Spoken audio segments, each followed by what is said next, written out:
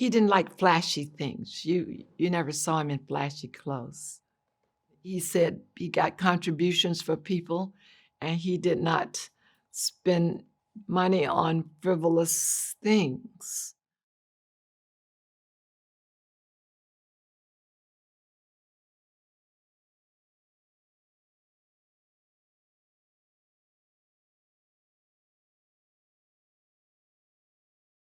My mother would say, "We're moving to Atlanta because they have colleges down there. You can go to college in Atlanta." And of course, she never said you can't go to college here because you're a Negro, but that was the situation. We found out all of our friends either went to Wheat Street Baptist Church, Ebenezer, Big Bethel, or Liberty Baptist Church. And if you didn't go to one of those churches, you missed out on a lot of information.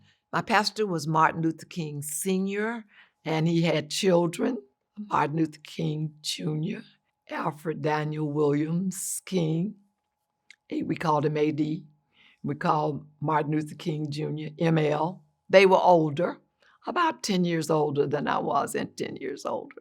And their sister Christine. I began to hear about discrimination. Emmett Till was killed while I was in Atlanta. I was in high school. Every sermon at Ebenezer Baptist Church ended with a talk about how you should conduct yourself in the community, where you should go. You didn't walk in neighborhoods where white people live.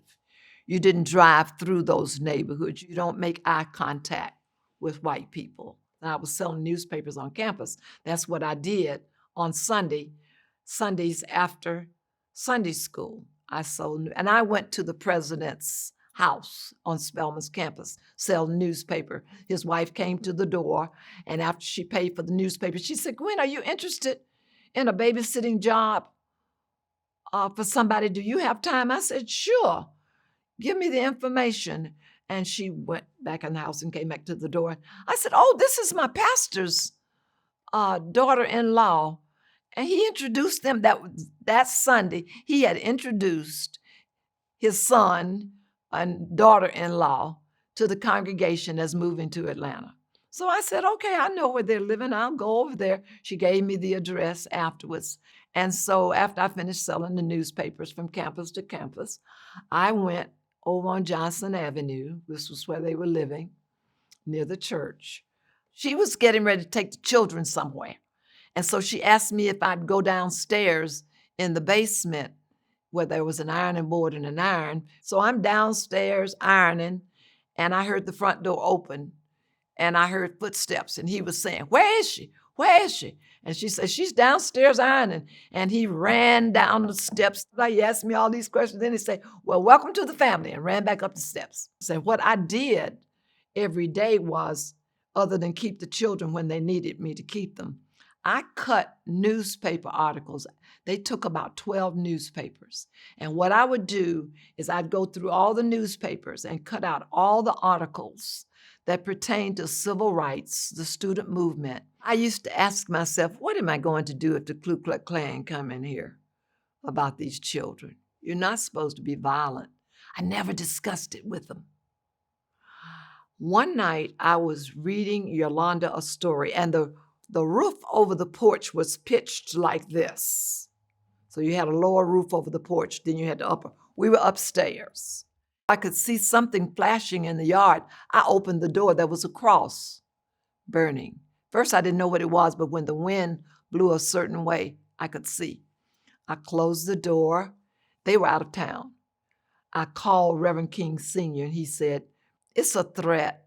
If they were going to do something, they would have done it by now. We'll just call the police." He says they're just threatening, trying to intimidate. But they burned a cross in the front yard, and I was there with those kids.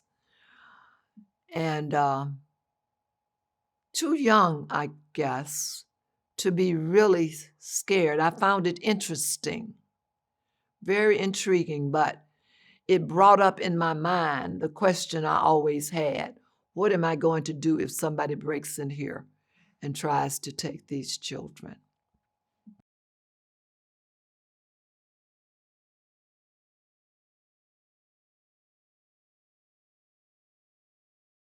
I knew Lonnie because Lonnie went to Ebenezer Baptist Church. I meet him on a street between the campuses as I'm walking back to Spelman. And he says, Gwen, I need you to help us out with something. And he explained what they were going to do the next day. We're going to sit in at restaurants tomorrow. And I need somebody at Spelman to talk to all the students to try to get them to come. I ended up being in the group that was going to the state capitol, the cafeteria in the state capitol. The first person to pay for food was an albino, and he gave the lady his money. She never looked at his face. She took the money. The next person was a female, and she was darker. And when she extended her hand to give the lady the money, she screamed, jumped off the stool, started throwing her hands up in the air, screaming, "They're here, they're here, they're here, lock the doors, don't let them out, call the police, they're here, they're here." Of course, we were taken to the police station, and our friends were there. People from the city who had the money to bail us out bailed us out, but we were there for the entire day.